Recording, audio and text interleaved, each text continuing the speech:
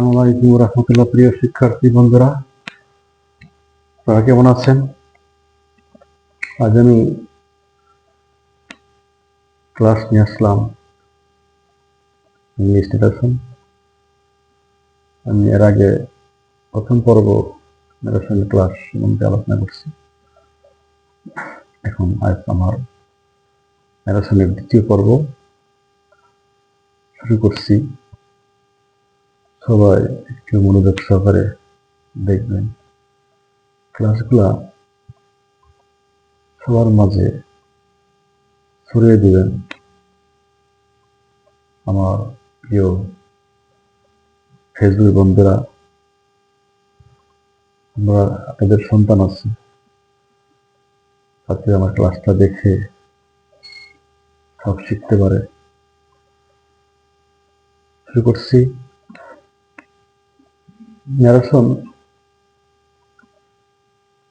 Narration শিখতে 5টি sentence লাগবে। সেই 5টি সেন্টেন্সের উপর ভিত্তি করে ন্যারেশন তৈরি করতে হবে এবং কি রুলসগুলো আপনার রাখতে হবে। আর এই 5টি সেন্টেন্সের স্ট্রাকচার আমি একদম সহজভাবে, এমনভাবে সহজ কৌশলে বলবো, তো সবাই খাতায় নোট করে রাখবেন, তাতে ফিউচারে কাজে লাগবে। শুরু করছি।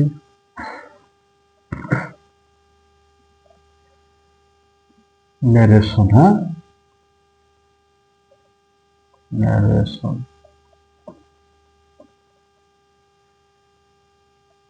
ন্যারেশনের অর্থ কি? উক্তি। কি? উক্তি।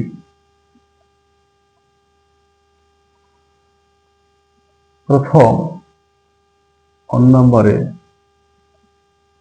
assertive sentence, structure।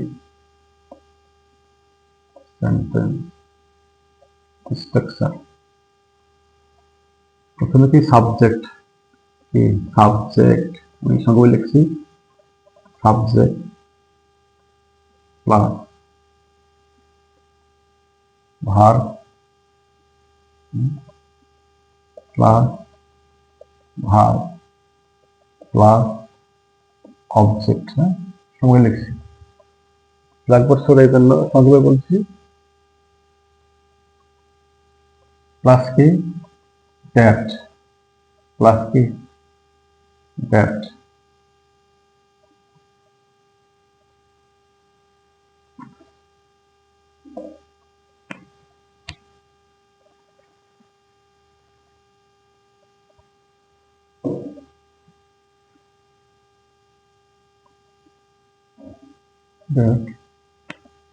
এবার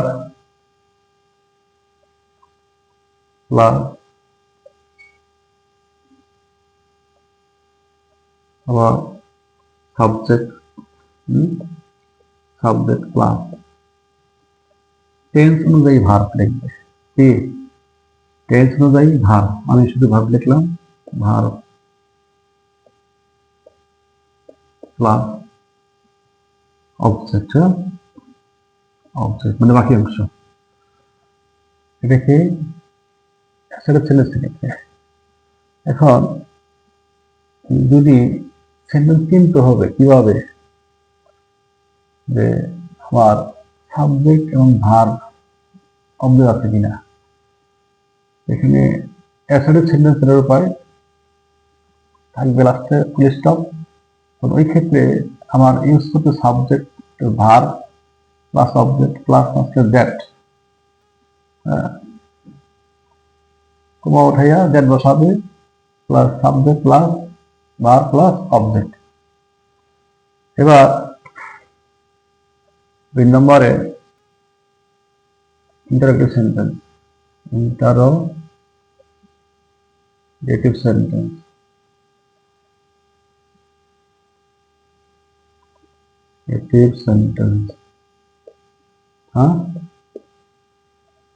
লিখলাম, সংযোগ লিখলাম। কি হবে? প্রথমে সাবজেক্ট সাবজেক্ট প্লাস কি আক্সড, ASKED আক্সড হবে, প্লাস অবজেক্ট, প্লাস কি অবজেক্ট। হ্যাঁ,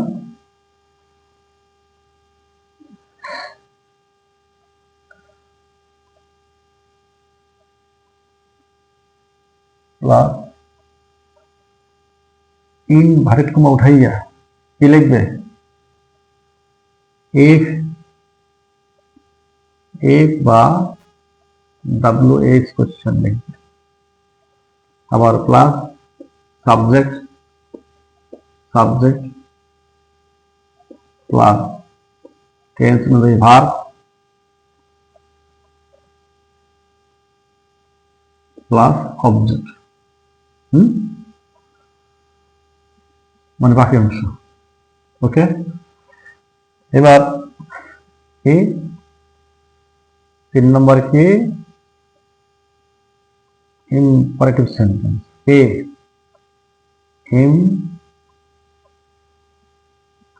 ইম্পারেটিভ সেন্টেন্স।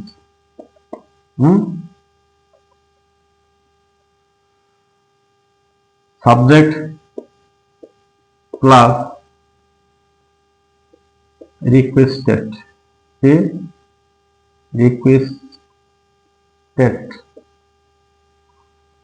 এই সাবজেক্টের পরে হবে বার হয় বাস্তব সবসময়।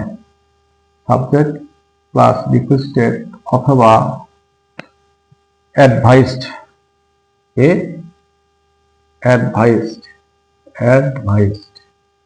অথবা অর্ডার্ড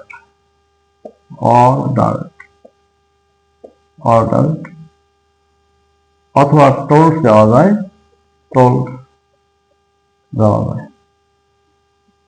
প্লাস অবজেক্ট প্লাস কে অবজেক্ট, হ্যাঁ থাকলে প্লাস কি টু, কি হবে টু, ইনভার্টেড কমা উঠাইয়া কি মাঝখানে টু বসবে, প্লাস কে মূল ভার্ব থেকে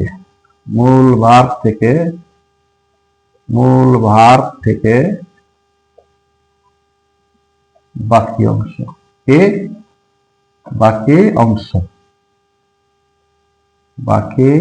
অংশ। ওকে, এখন মুছি, হ্যাঁ দেখা যায় এইভাবে সবাই খাতায় নোট করে লিখবে, লিখে প্র্যাকটিস করবে, আর এটা মুখস্থ রাখতে হবে।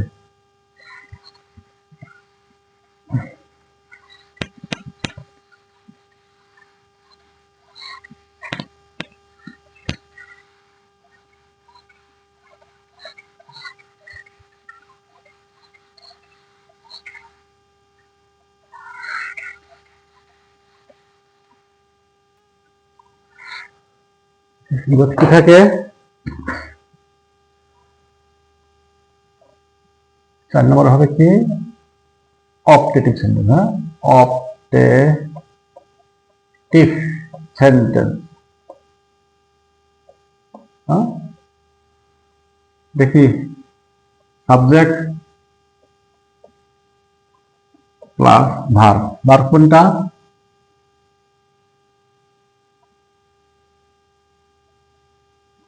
উইস্ট, হ্যাঁ উইস্ট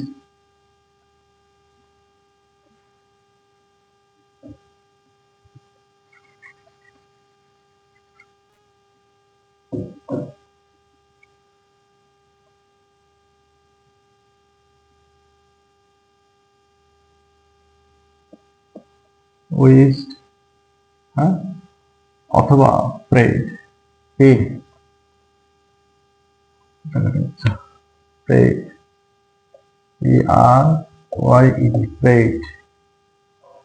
হ্যাঁ এখানে অবজেক্ট নেই, কিন্তু এখানে কি অবজেক্ট নাই, প্লাস দ্যাট, প্লাস কি দ্যাট, প্লাস এবং সাবজেক্ট, কি সাবজেক্ট প্লাস মে অথবা মাইট, মে অথবা মাইট, MIGHT মাইট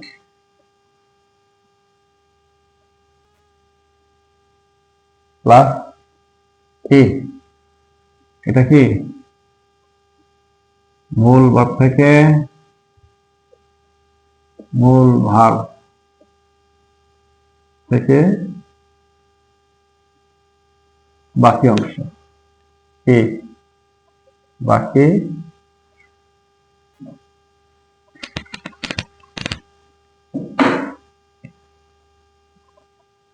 বাকি অংশ। ওকে, এবার সেন্টেন্স 5 নাম্বার কি, এক্সক্লামেশন,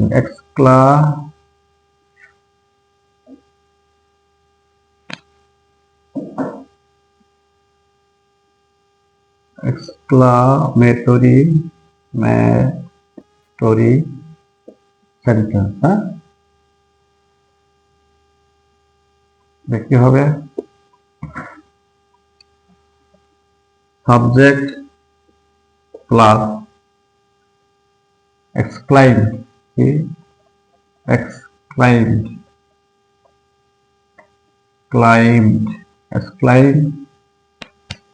উইথ জয়, কি উইথ জয়, অথবা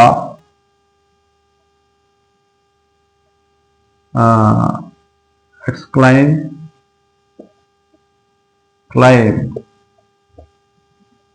with sorrow, SORROW, sorrow।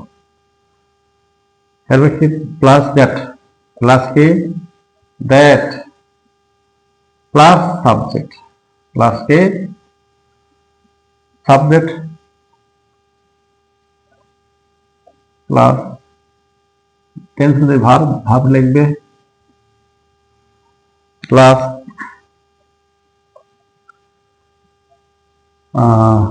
Very বা ভেরি বাই গ্রেট লিখবে, প্লাস অ্যাডজেক্টিভ, প্লাস কি অ্যাডজেক্টিভ প্লাস বাকি অংশ, প্লাস কি বাকি অংশ, বাকি অংশ লিখবে, বাকি অংশ শেষ। এবার 5টি সেন্টেন্সের উপরে স্ট্রাকচার দিলাম, এই স্ট্রাকচার অনুযায়ী কাজ করতে হবে সব, ঠিক আছে বুঝছি। হ্যাঁ,